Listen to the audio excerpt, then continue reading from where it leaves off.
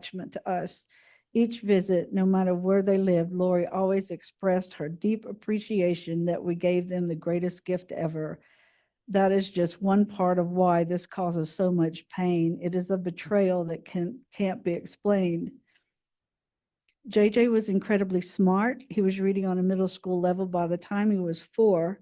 I remember being in a store with him on the aisle with eye drops, and there he was reading off the labels: Visine, Cysteine, antihistamine, one long word after another. I hadn't seen him do that before, and I was blown away. He was brilliant. He would occasionally stumble on a syllable, but we took the time to go through and help him figure it out. But wow, the amount of awe I was in still makes me smile and feel the same pride I did that day. As he got a little older, he was enrolled in a private academy in Arizona, which focused on every aspect of educating and empowering children like JJ. He loved his school and they loved him. It was there where it was discovered another level of brilliance JJ possessed. I remember when Charles told us he was a math savant, he could calculate anything. I continually wonder what he would have become. What type of man would he have become? Not only was JJ smart, but he was also fun, a very contented child, healthy, compassionate, and empathetic. JJ didn't show his empathy and compassion with hugs and kisses. In fact, you had to chase him down for those kisses. Instead, he showed his empathy and compassion with gentle touches and soft tones when he spoke. He would constantly stop to ask people if they were okay, if he could see they were hurt. His world was fascinating and exciting due to his huge imagination. He would put on concerts for his stuffed animals under our enormous tree, playing the drums on buckets, pots, and pans. The joy he exuded and shared can't be measured. I loved watching him, taking him in and seeing how he approached the world. I never got enough of him. Now I've had all I will for the rest of my life and only have memories. When Charles and Lori married, Tylee was 3 years old. She was the most precious, blonde-haired, blue-eyed little girl. Tylee was an absolute mama's girl, which there was never a doubt. I was thrilled to have a new niece, especially one as sweet as her. Larry and I were driving to Austin, Texas to visit them on one of many visits, and we passed a roadside stand selling swings made from old tires. I saw one that was a horse complete with a saddle and stirrups. I grabbed Larry's arm and said, "Stop, we have to get that for Tylee." Her brother Colby and stepbrothers Cole and Zach were always around her. She needed something just for her, and she loved it. Tylee was 9 years old when JJ became her little brother. She loved him so incredibly much, and he loved her right back. She doted on him, and he loved every minute of attention he got from his big sister. That love is displayed in the last photo taken of them together at Yellowstone, both grinning and hugging each other. As a big sister, Tylee would put notes on her bedroom door, one being "Do not enter." As you can assume, even though JJ could read and interpret words and their meanings, it didn't mean he listened. After all, isn't that what little brothers do? He would burst into her room. She would laugh, tease, and tell him to get out. I think she did it on purpose just to joke and play with him. It was hilarious to see them interact and warmed our hearts seeing them together. JJ adored our niece, Maddie. On her 8th birthday in October of 2020, we were celebrating and singing happy birthday to her. The glow of the candles shining on her face, the huge grin that kids get during the singing hit me like a truck. I took the keys from Larry and went to the car and just bawled until I could compose myself enough to rejoin the party. It was the moment I knew that JJ didn't get his 8th birthday song, and it broke me. It was just so wrong. He didn't get to have that joy and feeling of love and celebration of his birthday. It is now a grief that we are confronted with yearly, a stark and blaring reminder that we are never going to be able to celebrate that joy with him again. We never know when one of those moments will hit, but I can tell you there have been too many situations in the past few years where we were slammed with the fact that JJ won't hit another milestone. JJ loved school, loved his families, friends, and cousins, especially his cousin Braxy, Brandon Boudreaux's oldest son. Those two had such a special bond and love for each other. There were so many lives he touched that feel the immense pain and loss of him being gone. Four of our grandchildren, near JJ's age, often tell us how they love and miss him. It is heartbreaking to have a conversation with an 11 or 12-year-old. How do you make them feel okay about it or safe? So yes, this is our life now, trying to comfort our other grandchildren while they try to comfort us. The constant question remains, who would he have become? What kind of man would he have been? Would he be a famous scientist with incredible math skills? Would he be, what would his amazing imagination have bloomed into?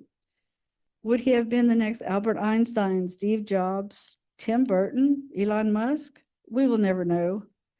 But we do know how incredibly special he was to us and now to countless others just by looking around this room. I can't express just how much I wish I could have more time to create memories with him and with Charles.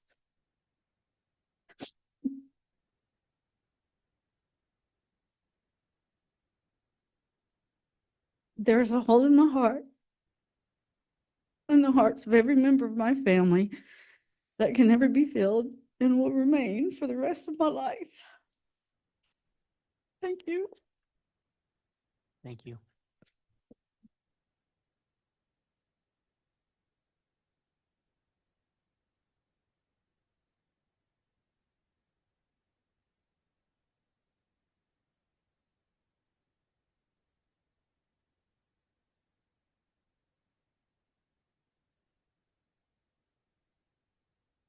All right, thank you. The state can call its next victim for an impact statement. Next, we'll have Matthew Douglas, Your Honor. Very well.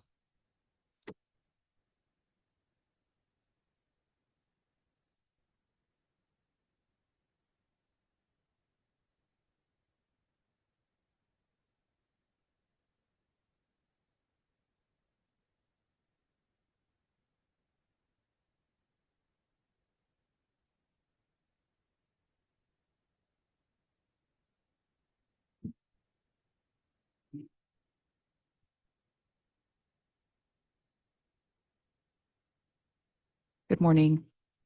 Morning. Can you please state your full name and then spell your last name? It's Matthew Ronald Douglas, Douglas. Thank you. And if you wouldn't mind, would you pull your microphone up just a little bit? Thank you Okay. very much. Would you tell the jury who you're here to talk about today? I'm here to talk about my sister, Tammy. Thank you. Did you prepare a statement? Yes, I did. Would you please read that statement at this time?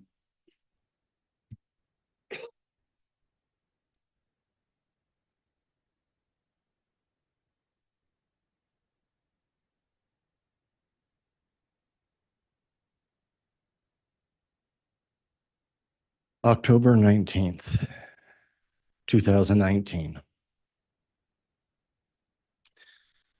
For me, that is when this tragedy starts. But it is by no means its actual beginning. For me, in my own segment of the Douglas clan, I can speak to the pain that started on that date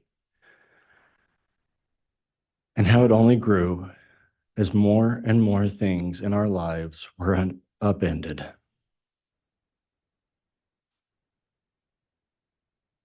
To those I speak to, I have come into this ordeal far into the timeline of things and have the thankful luxury of hindsight and having information neatly presented or as neat as life can possibly hand you in these circumstances.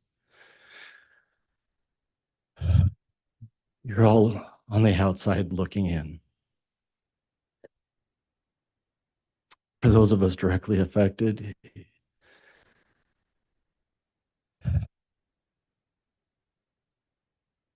who you'll hear from or may have already we're finally getting to let our voices in some capacity finally be heard in a meaningful manner, and we lived it.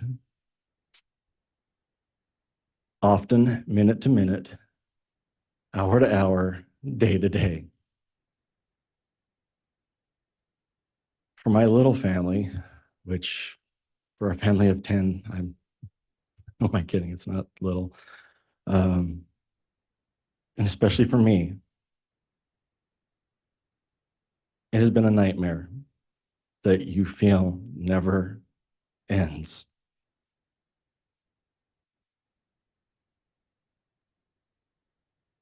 A continual cascading escalation of what's next.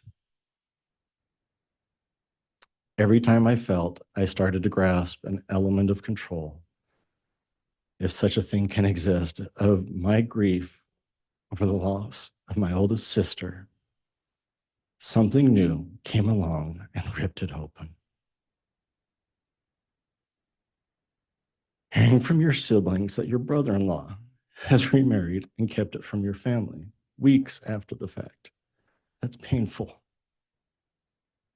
Hearing the day after our family Christmas party, the first without her, that her body had been exhumed, and at the time not knowing the depth of why. That is gut-wrenching. And then the world goes upside down and topsy-turvy further, like you're being caught in a cheap holiday snow globe, thrown about and feeling like everything is obscured. Missing kids? Wait, there were kids? Now my brother-in-law and his new bride have fled from Idaho to Hawaii for what? And everybody at this point knows the evidence presented, the details big and small, many I still can't wrap my head and my heart around. The chain of events more clearly than I need rehash. Things happened so fast. We often learned of things from news or social media before we could be contacted formally by law enforcement. I always felt sorry for the moments that happened to whichever detective or member of the prosecutor's office we'd hear from. Because news moves fast these days, and it is often far outside their control to warn us before we learn of it. From heartless media jackals looking for a sensational story.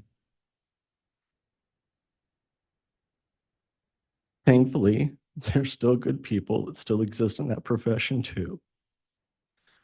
And as unorthodox as it may seem to find a silver lining and small blessings for, it is kind-hearted, truth-seeking journalists who didn't blindside us and the victims' families or think we were just a quick quote to misuse to their ends. Because finding out things in real time that directly impacted and destroyed your family was never enjoyable.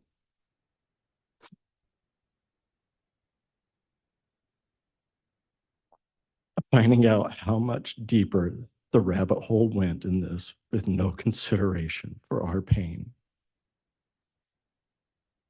And the continued impact on us all. I don't wish that on anyone.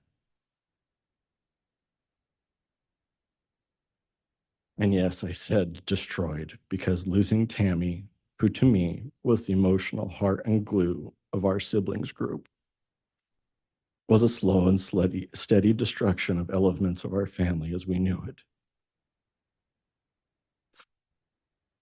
Mom was so heartbroken that it only seemed to accelerate and compound her chronic health issues, especially her 30-plus year battle with leukemia.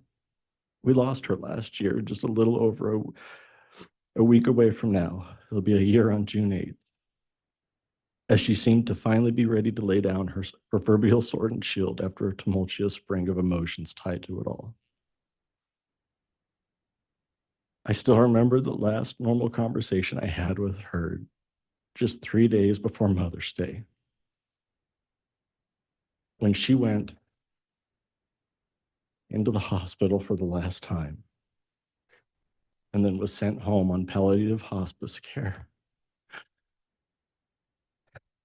until she passed.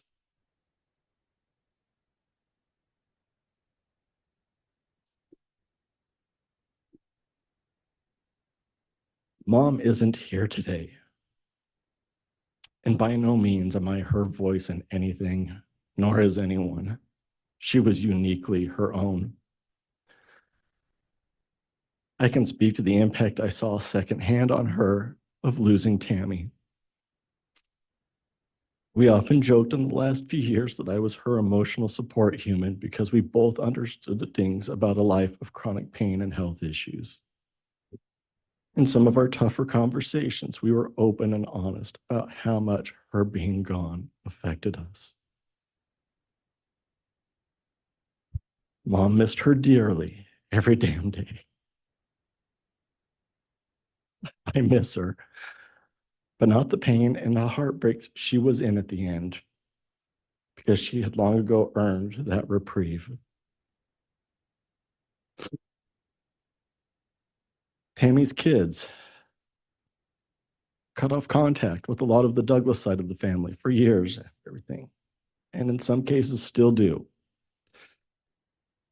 in choosing to defend their father. I stand by their freedom to associate. Our freedom to associate is important to us as a society, but it is often a measure of a person by who they choose to or not to associate with. Having them not standing by their mother hurt. If they ever want to rectify that position or reconnect, they know where their uncle lives or how to find out. I'm not hard to find.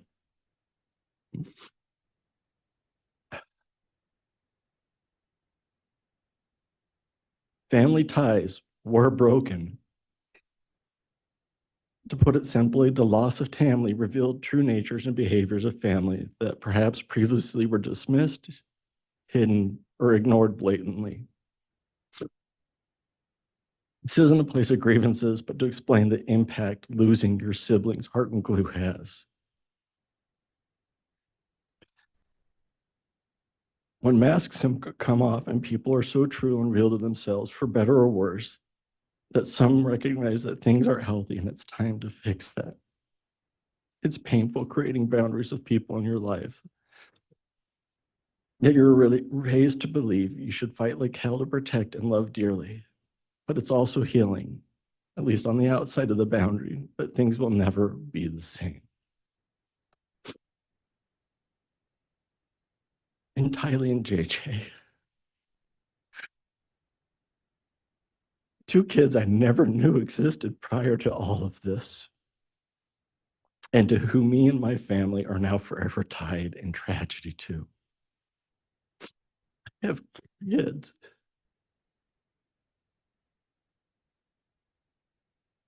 close to their ages.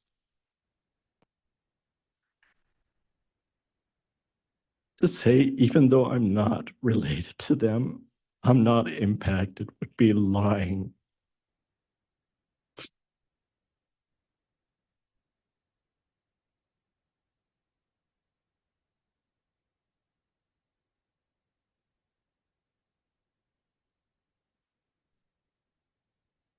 Larry and Kay and all of your family, for me and mine, our hearts have hurt with you.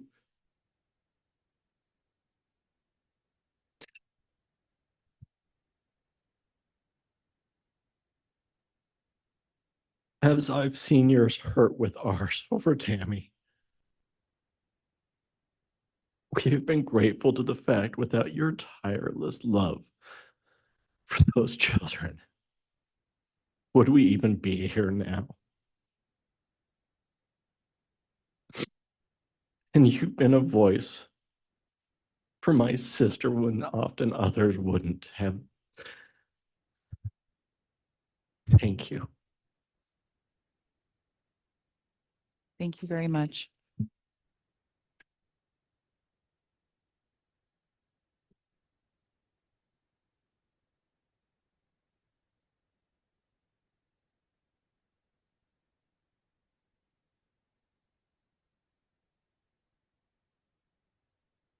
Your Honor, the state would next call Annie Cushing. Okay, very well.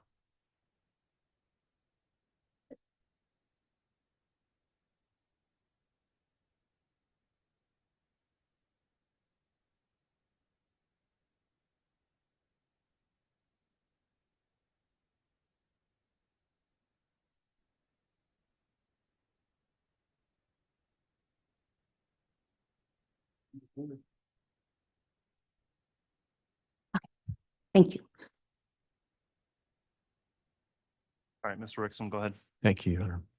Ma'am, will you please state and spell your full name for the record? Annie Cushing, Cushing.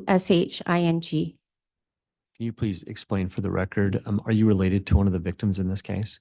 I am. I'm Tylee Ryan's aunt, Joseph Ryan's sister. And as you came here today, did you come with a statement that you'd like to share with the jury? I did. Do you have that with you? I do. Would you like to go ahead and read that now, please? Sure. Thank you.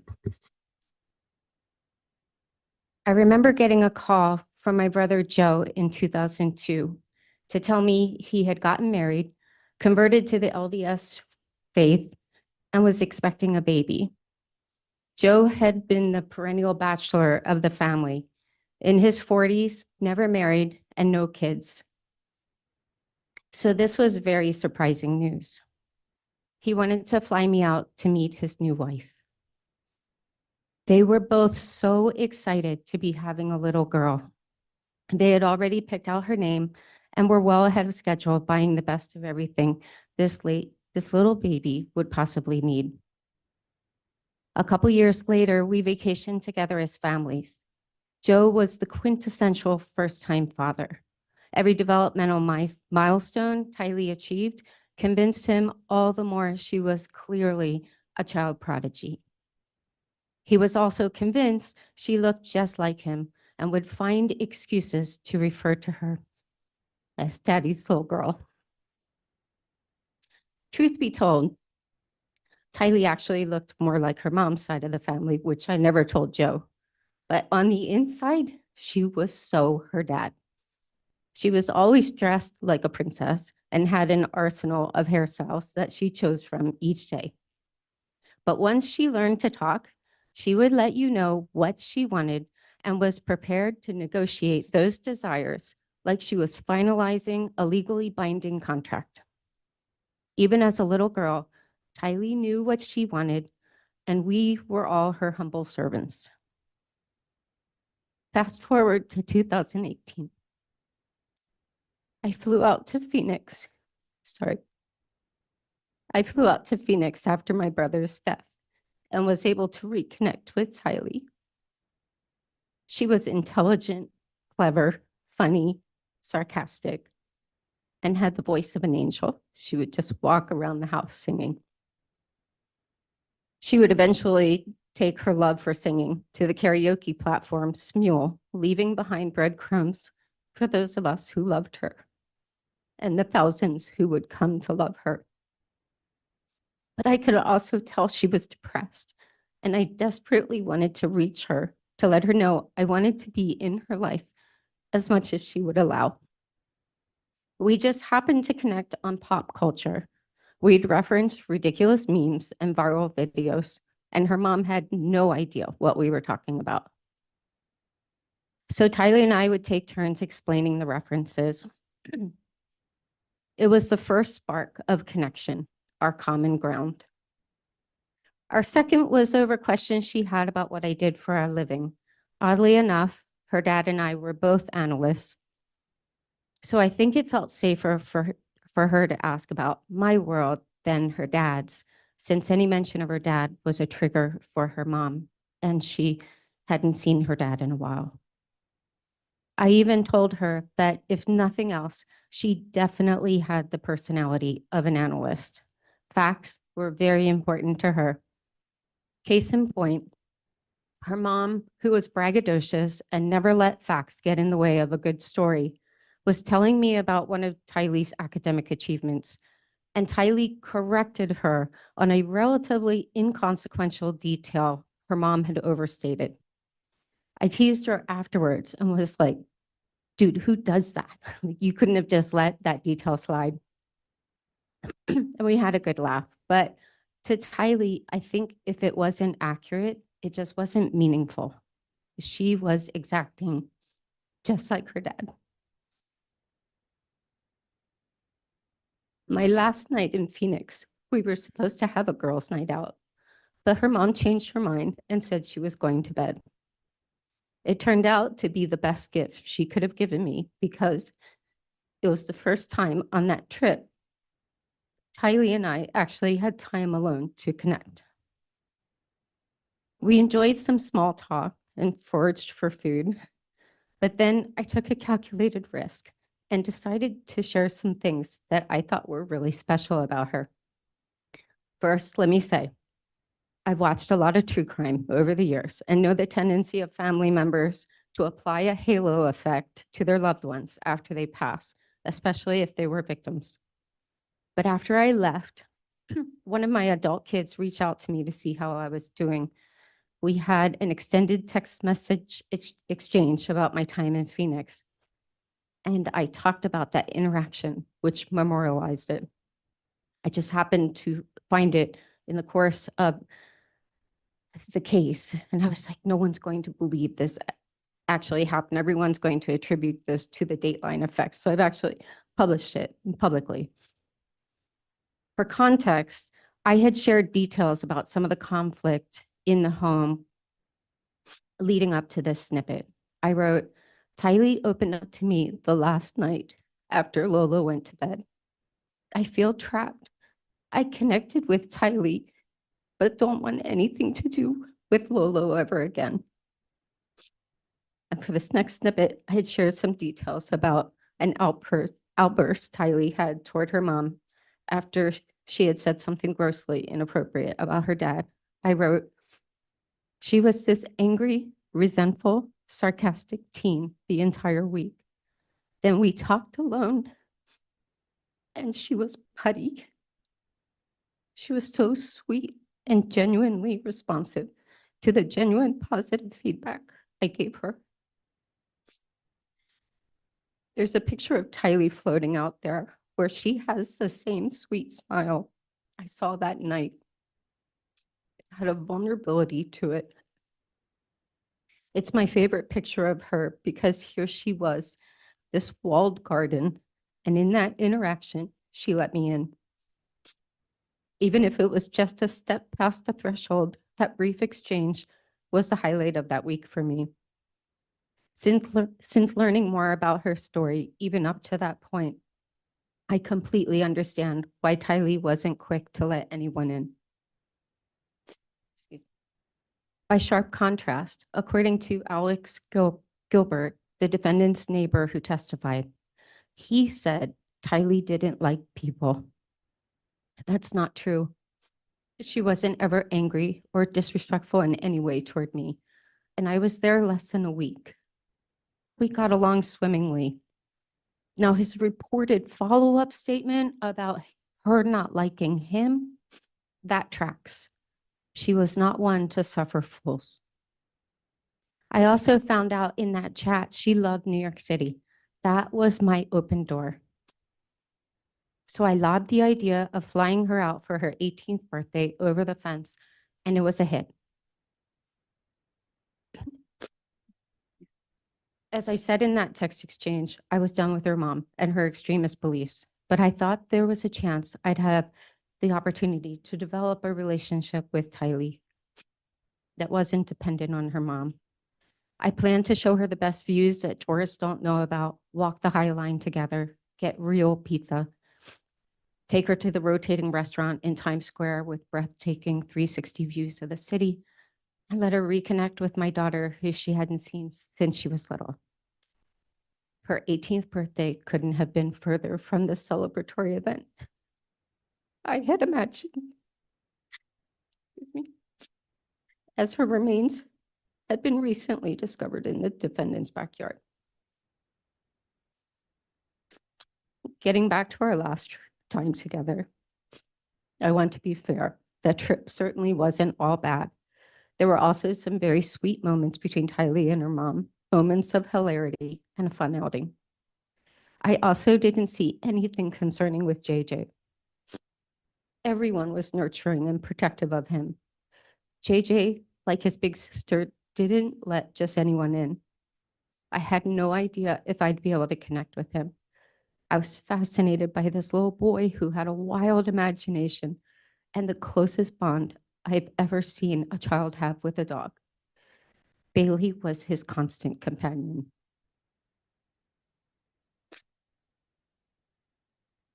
But with JJ, as more of an outsider, your interactions felt more like moving alongside him rather than engaging directly.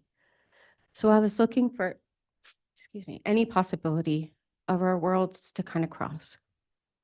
To that end, one thing I noticed was JJ didn't just watch TV. It was like an immersive experience. He'd be talking to the characters, commenting, imitating sounds, especially explosions. He loved imitating explosions. So I tried to do the same thing, but kind of tamped down and on the DL. I would just look at the TV and comment at something outrageous, like, what? That's wild. So we were both just kind of yelling at the TV. Whether it was a connection or not, it at least made watching TV a lot more fun. But then this one time shortly after that, his mom and I were talking in the kitchen next to the island. It's germane to the story.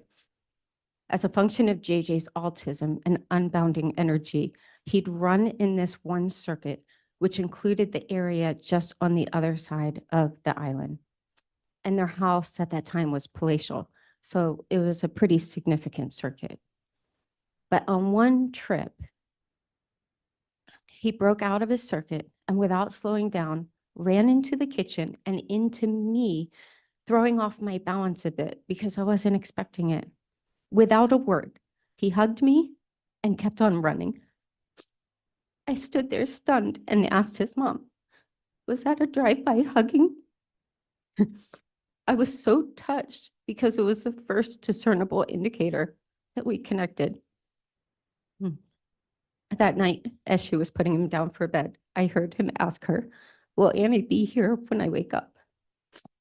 Again, we never interacted directly in any way, but he recognized presence. So like Tylee, I didn't know if our worlds would ever collide in any meaningful way, but I believe that love is a universal language that's somehow communicated between sincere hearts. Just a month after that visit, Tylee wrote in an Instagram post on her mom's birthday that she had, quote, won the lottery with this one as my mom. So I believe there was hope for them to one day be able to set up some healthier boundaries and find peace. But just 4 months after that post, to the day, that would all change. That was the day her mom met the defendant.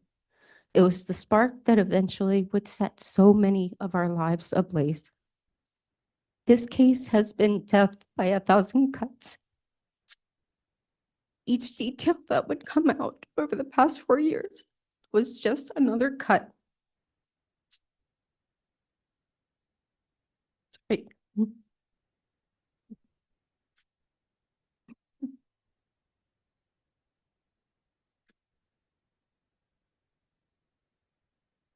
It's taken a toll on my family, my health, and my overall perspective.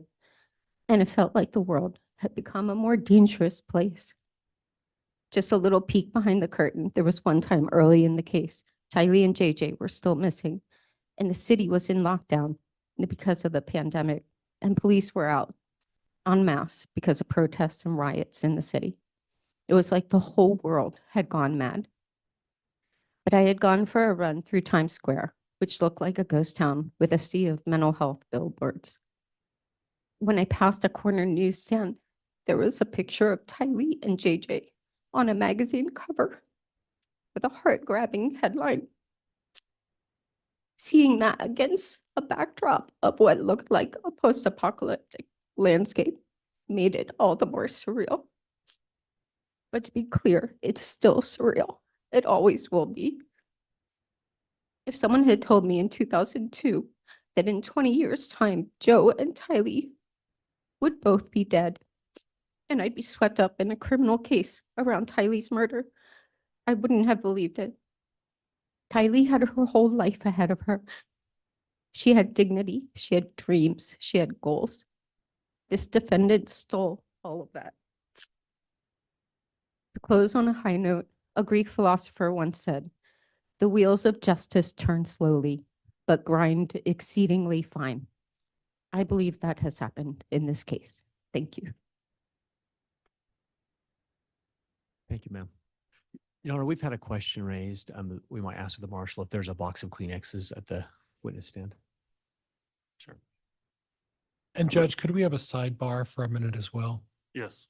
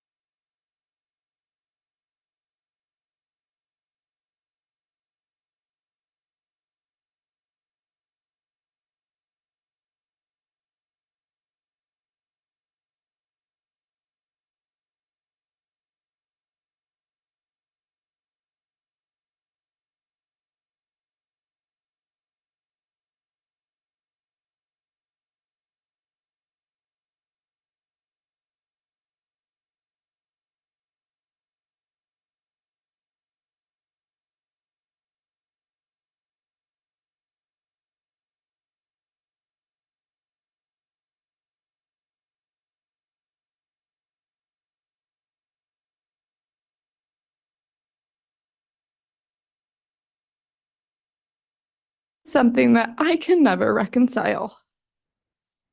That is the impact on them, an impact that will echo through their lives. My twins, now 4.5 years old, are far too familiar with death at such a young age. Our once strong and joyful family bonds have been bruised and broken. I have always been so grateful I married into a big, loud, close-knit family. From day one, I was Aunt Kelsey. Tammy was truly my sister, and I cherish the relationships I built with each of her children, my nieces and nephews. However, the relationships with our nieces and nephews, once filled with love and laughter, are now incredibly strained and painful. My children do not know their cousins. The joy of family gatherings, Sunday dinners at grandma's,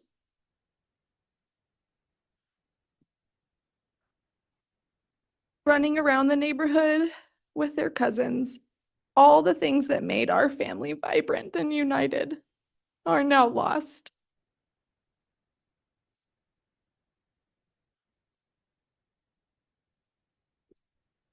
I cannot overstate the closeness, the bonds, the depth of the relationships that have been shattered. My children and Tammy's grandchildren are growing up missing out on the essential family connections that brought so much richness to Tammy's own children's lives.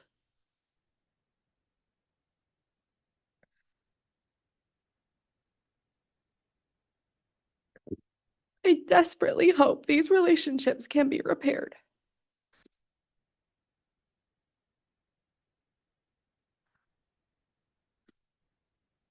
The toll has been profound. My mother-in-law passed away last year, and the strain from Tammy's death and the severed relationships with her grandchildren took a monumental toll on her health. She passed without fully repairing these relationships, a reality that I cannot accept. Reflecting on these past 4.5 years, every joyful moment is overshadowed. Memories are tarnished, especially those of my children's early years.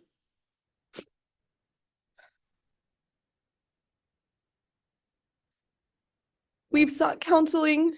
We've leaned on our family for support to navigate through trauma and grief.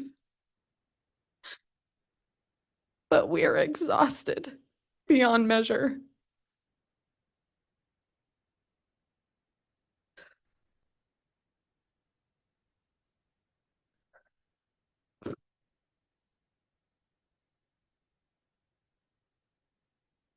Tammy's murder is the direct cause of our suffering. Pain, fractured relationships, and unhealed wounds are all part of the aftermath. This is the legacy of anguish and sorrow that will haunt our family for generations. Thank you.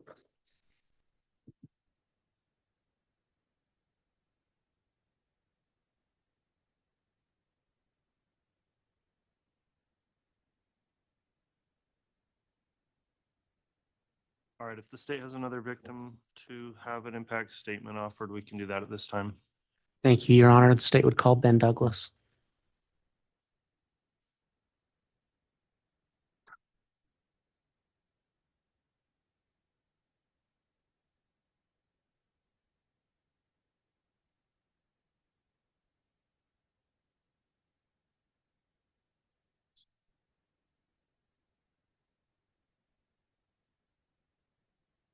You can proceed.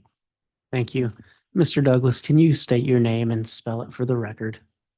Benjamin Douglas, Benjamin, Douglas, Douglas. And can you tell the jury which victim in this case you're related to and how? I am Tammy Daybell's youngest brother. Thank you. Did you prepare a statement to read today? Yes, I have one. If you could do that now, thank you. October 10th, 2019, I became a father of twins after years of my wife, Kelsey, and I struggling to have children. And we started the current chapter of our life. Just 9 days later, on Saturday, October 19th, 2019, exhausted as a parent to newborn twins is, I received a phone call from my sister Samantha informing that our sister Tammy had passed away overnight. I was in shock and physically unable to move out of that bed for hours after, sobbing and wondering why this had. I had seen her just a few weeks previous when she stopped by our home alongside my parents, bringing gifts for the twins and excitedly saying that she had been hoping they'd show up in time for her visit. My children only know their Aunt Tammy from pictures, stories, and grave marker that they frequently request to visit.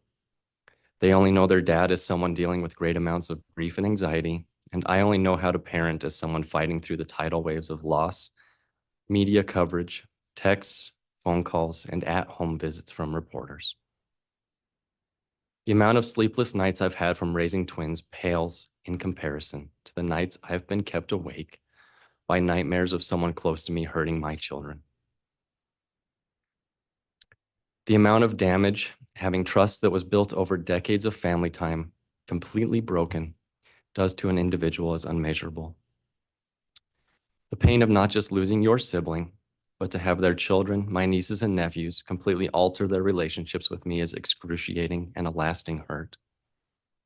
Instead of there being a collective healing and grieving process, there is still ongoing damage and pain. Where there should be love and comfort from close family bonds, there are now major fractures that I can only hope will one day mend and be made whole. I miss sharing our birthday month, which now feels hollow and empty. I miss my sister. Thank you.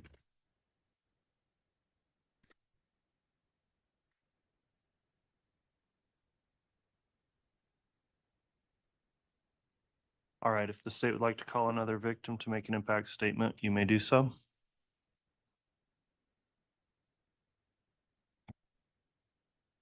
Connor, could we approach? Yes.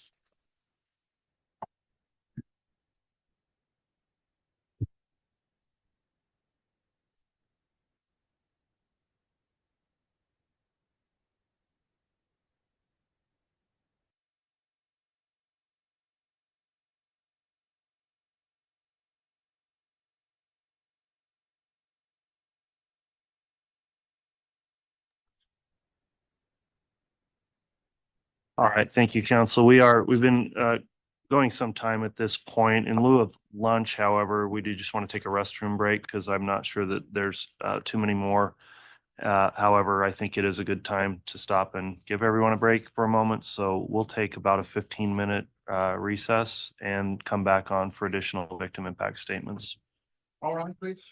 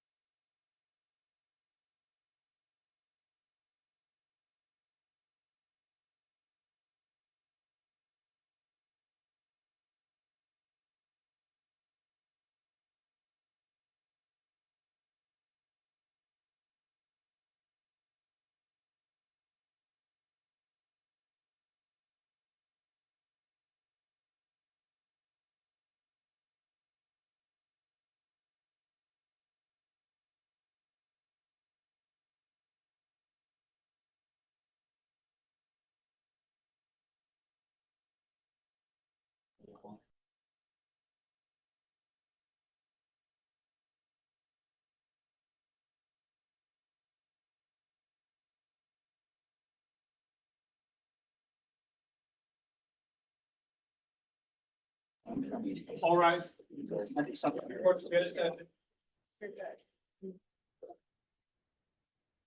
Thank you. Ladies and gentlemen, the jurors are lined up, so we'll go ahead and remain standing, please, if we can have the jurors return to the courtroom.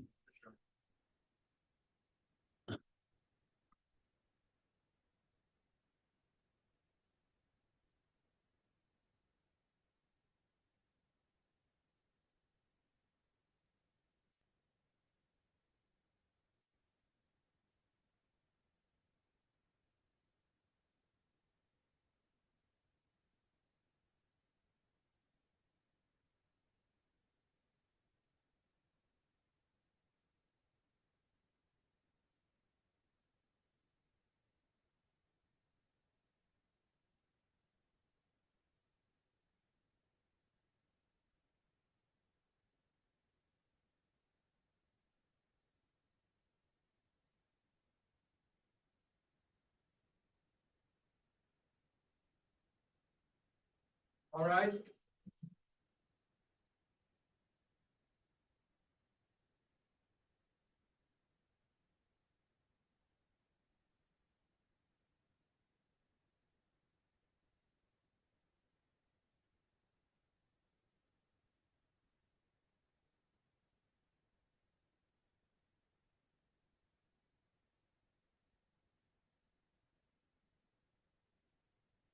Police Officer President Counter 49.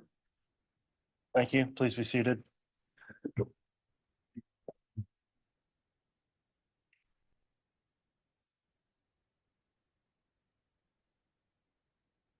Okay, we're back on the record on KCR 22211623, State of Idaho versus Chad Guy Daybell. I appreciate everyone's patience as we work through this process today. There's a lot of administrative matters being taken up while we're not on the bench, but we're moving things along at this time.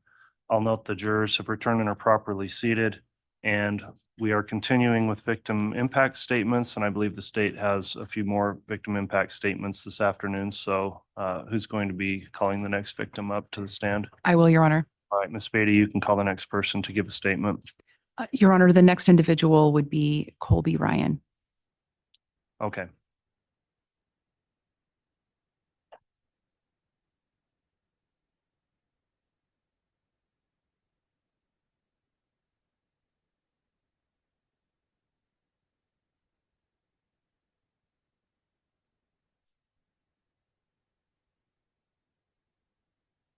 Colby, could you state your full name and spell your last name? Colby Ryan, Ryan. Are you here to talk about Tylee and JJ today? Yes. How are you related to Tylee and JJ? Tylee is my little sister and JJ is my little brother. Did you prepare a statement to read today? Yes. Would you like to read that now? Yes. Go ahead.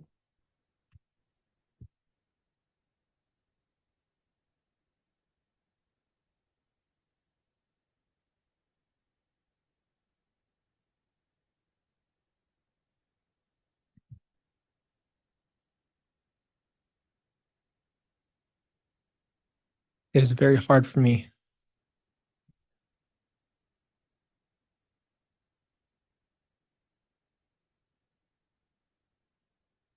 Very hard for me to put into words what it means to have lost my entire family.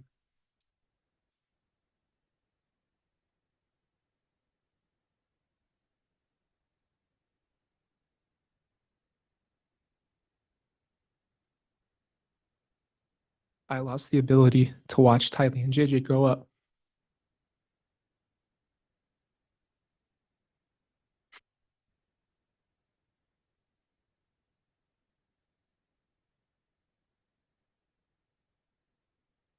I lost my relationship with my little brother, which took years to build.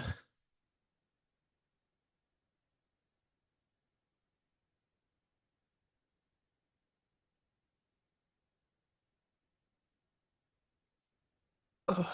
It's okay if you need a moment. Take a moment if you need to. It's all right.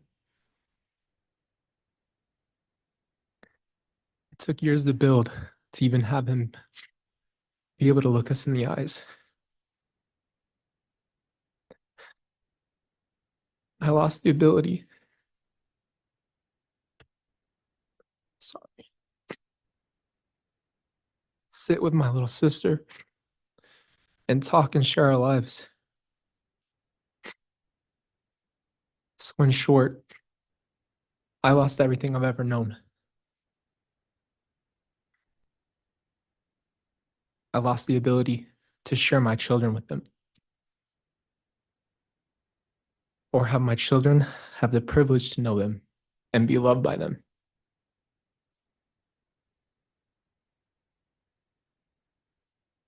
My 3 kids will never know the kindness of Tylee's heart.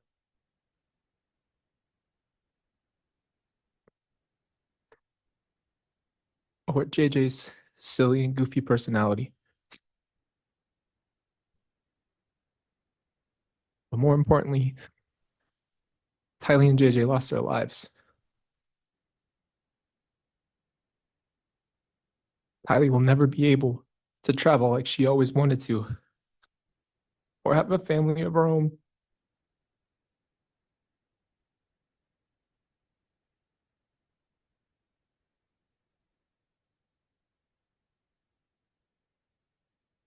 Or find herself in this world. JJ will never be able to spread his love or his light around the world the way he used to. The only way I could describe the impact of their lives being lost is like a nuclear bomb dropping. I will never be able to share her gifts with the world, or have all the people who love her get to hear her incredible laugh. Sorry. Ugh. JJ will never get to grow up.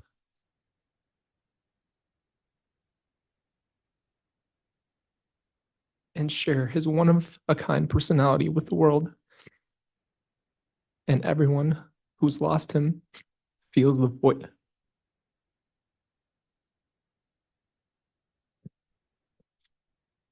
It's not an overstatement to say that I lost everything.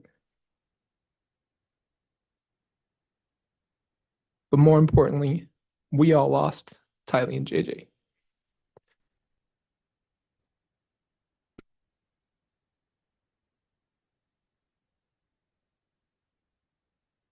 I stand here today, motherless, fatherless, sisterless, and brotherless.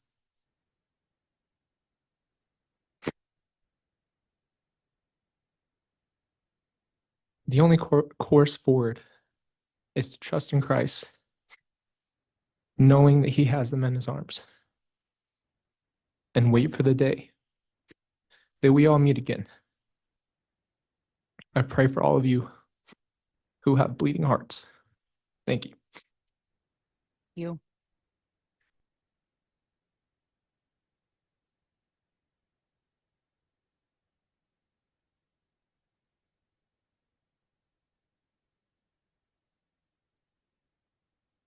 Your Honor, the state would next call Samantha William. Very well.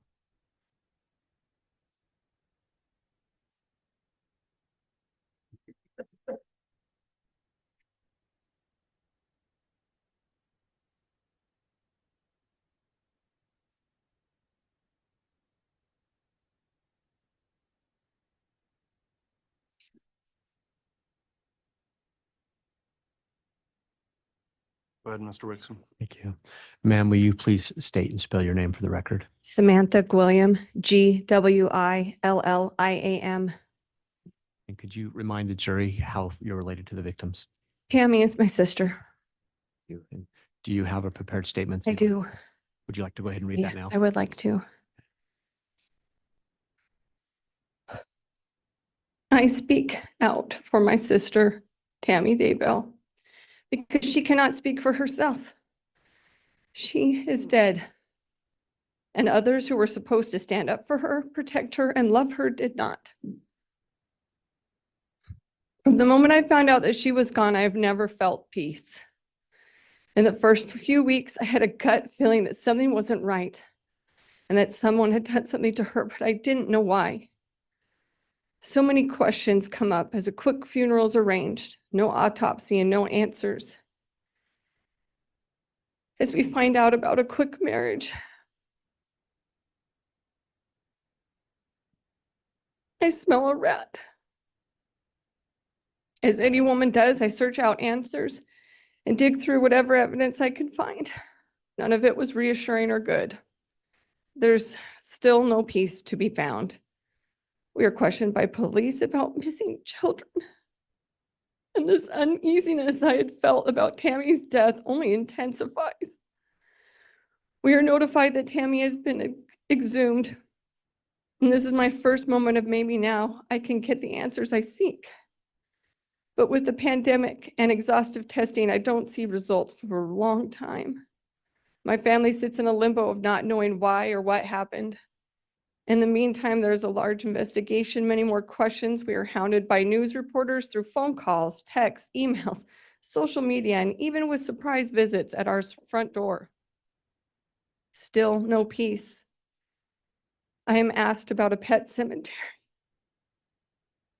And a few days later, I watch with the world as the bodies of two precious missing children are found on the same property where my sister died. I retched and sobbed over learning about JJ and Tylee. 2 more victims and no peace to be found for anyone. When we finally get the long-awaited autopsy results, our worst fears are confirmed and we know that she was murdered. We have spent almost 5 years waiting for there to be peace.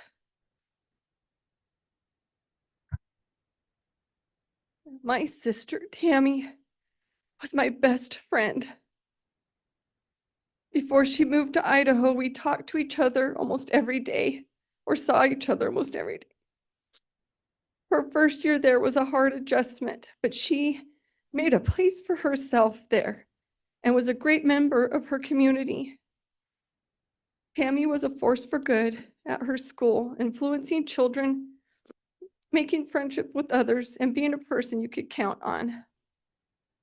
Pardon me.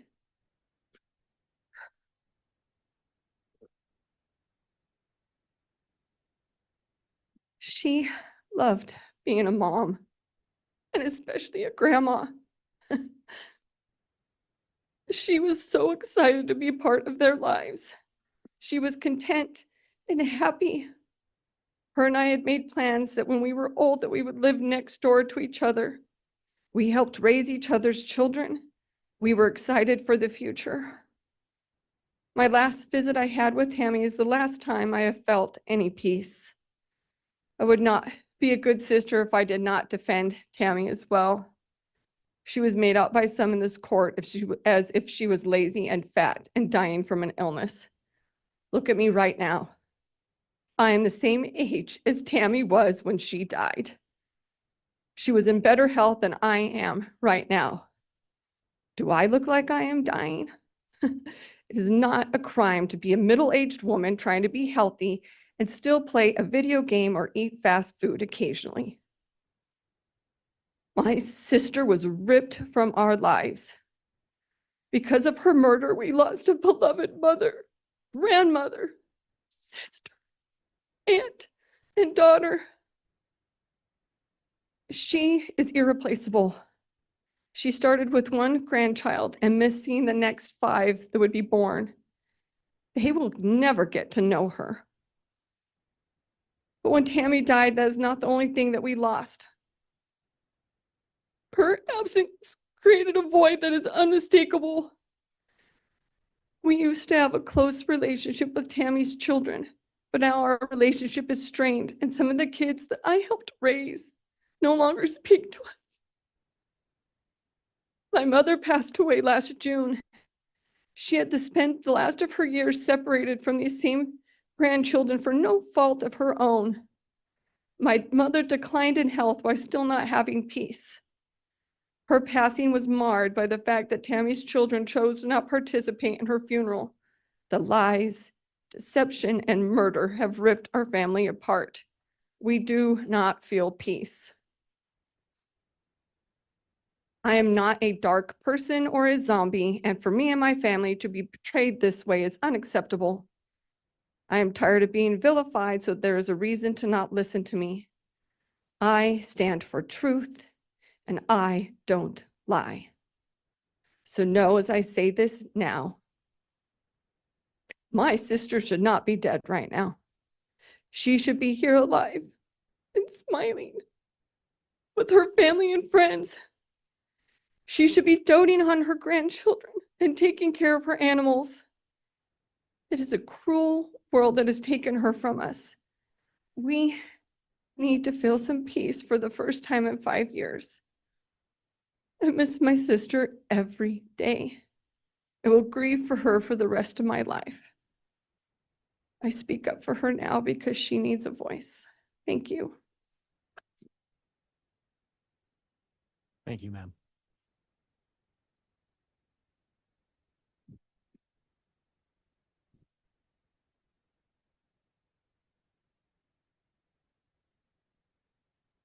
Very well, does the state have another victim to make an impact statement? Yes, Your Honor. The state will call Michael Douglas. Okay.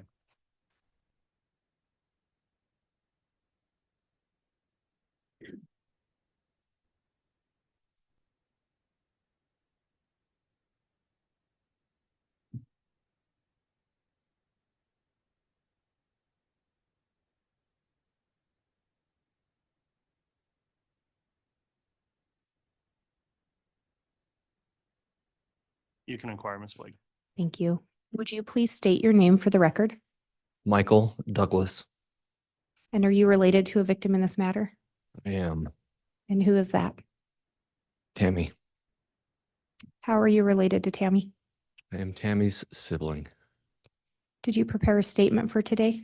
I did. Would you please read that? I will.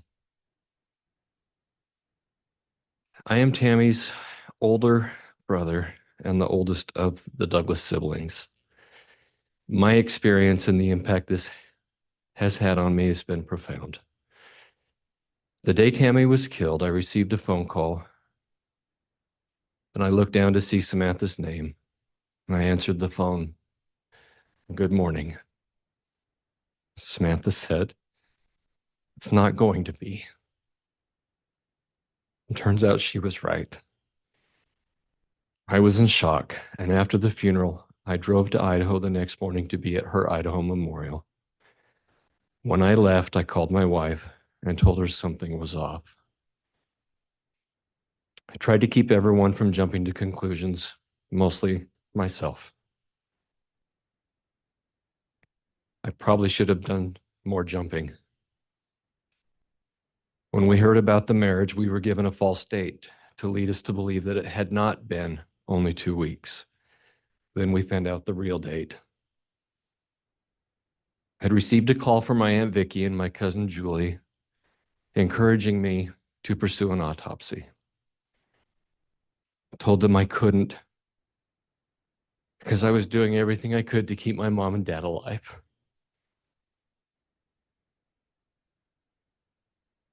When we found out about the exhumation, I hoped that there was nothing to be found.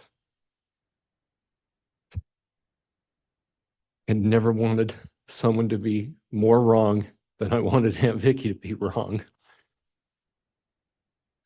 But it was me that was wrong again. All of us were devastated by the exhumation, but especially my mother. She saw the exhumation as a desecration of Tammy's gravesite.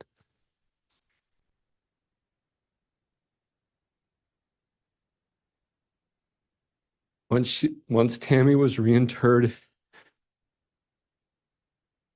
my mom asked that we would meet again at the gravesite, and we did so and held a family service.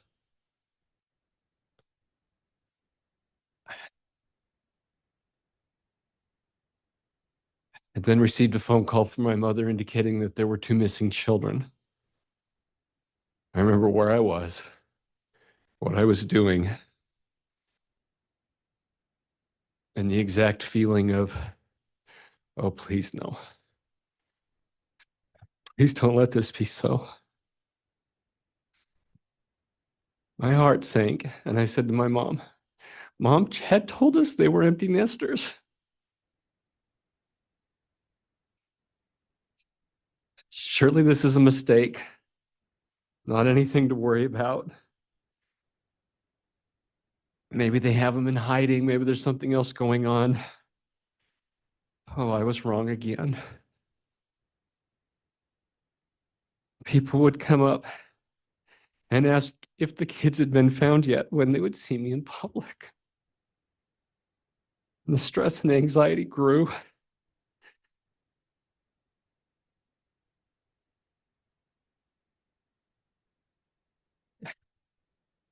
And then the day came that the children were found.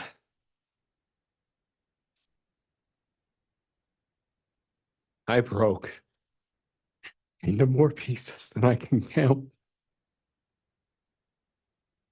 I was at work, began crying hysterically, and had to be rushed into an office. Was surrounded by people that had figured out that this was coming long before I did. Hope was lost. I went into therapy, both talk and medicinal. My blood pressure went so high that my doctor prescribed something he'd only done 3 times previous in his long career. He was afraid I was having a stroke right there in the office and had an ambulance on standby in case I did so. When I learned of the results of the autopsy, I did not sleep for 6 weeks. The nightmare fodder that I have been provided will last me a lifetime. My insurance rates have skyrocketed due to the medications I started on right after the children were found, and I'm now ineligible for certain coverages. As the big brother, I felt and I feel like a failure. I failed to protect Tammy. I looked for a silver lining, as we do as big brothers, trying to set up some kind of a win. And none to be found. For the first time in my life, I was unable to function at the level I always had. Work, family, God, all of my relationships suffered. I had to be told by my therapist that I had already lost, that I would not find a win. I have mostly come to terms with that, but the loss is still so very raw. I now have an angry part that has become hopefully not a permanent part of me. People that have known me most of my life don't know who I am. They don't know what I'm going through because they are not the big brother whose sister was killed. I cannot tell you what my dad or siblings have suffered because I did not lose a child or an older sibling. The grief and suffering is unique to each of us, but has driven wedges of misunderstanding. If this were radioactivity we were dealing with, I would look to the half-life to see when the pain and suffering might stop. The half-life of this experience will cover generations and many lifetimes. The scarring continues and the painful things keep happening. I have likened it to being in a slow-motion train crash these past 4.5 years. Watching loved ones and myself, as well as total strangers, caught up in the disaster, continuing to be pummeled with no end in sight. Today, hopefully, that train wreck loses momentum and finally comes to a screeching halt. I helped to found a charity to honor Tammy's legacy and to keep her memory alive. We named it after her, and I have had many suggest that the name Daybell should not be there. That was her name. That was and is her children's names and her grandchildren's names and will continue to be. We have strived to stay out of the public eye. to not do media requests, to not speak publicly about this. Because we have attempted to continue our relationships with Tammy's children, to be able to have relationships with her grandchildren, all of their families. We love them and care for them, but there has been an alienation that is as painful as losing Tammy. We have relatives, children that have joined the family that we have not been allowed to meet due to this train wreck that you're all part of. I have been robbed of the opportunity of growing old with my little sister, being grandparents together and teasing each other into old age. I have had my peace stolen, and I have to fight every day to be patient and kind with others and myself.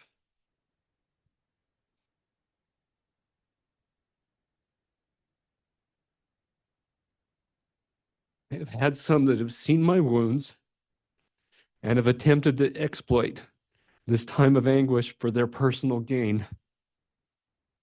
This train wreck has brought out much good in many, but has fostered much evil in others.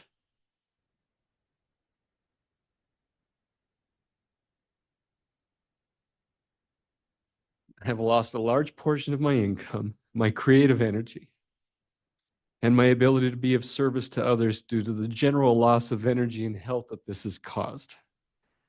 I am wounded, broken, sad, angry, disgusted, betrayed, and looking for answers on the constant pain of grief and loss.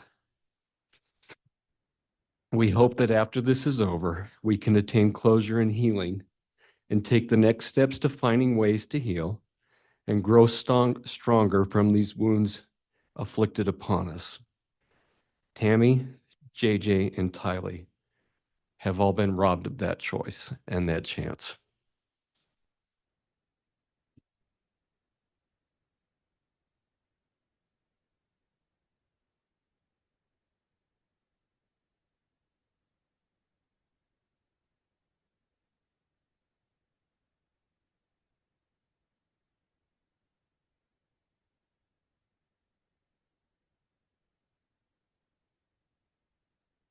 All right, does the state have any further victim impact statements to provide?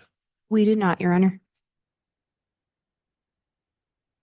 All right, at that point then, with the proceedings, the next inquiry the court would make is in relation to the defendant's right of allocution. Mr. Pryor, have you discussed with Mr. Daybell his right to make an allocution before the jury considers? Yes, Your Honor. And is Mr. Daybell going to make any allocution? No, Your Honor. Is that correct, Mr. Daybell? No allocution? Very well. That will conclude the submission of evidence and the right of allocution in this proceeding. The next issue the court will take up then is briefly reviewing the final instructions that will be given to the jurors, as well as a verdict form before they retire for deliberation. We do need to take a moment to review those with counsel outside of the presence of the jurors. They are prepared, so I don't think this will be an extensive break, but we will take a break here for the court to go through jury instructions with counsel. Once that's concluded, we'll have the jurors brought back in for any closing arguments that may be presented by the state and the defense. So if all would rise for the jurors, we'll do that at this time.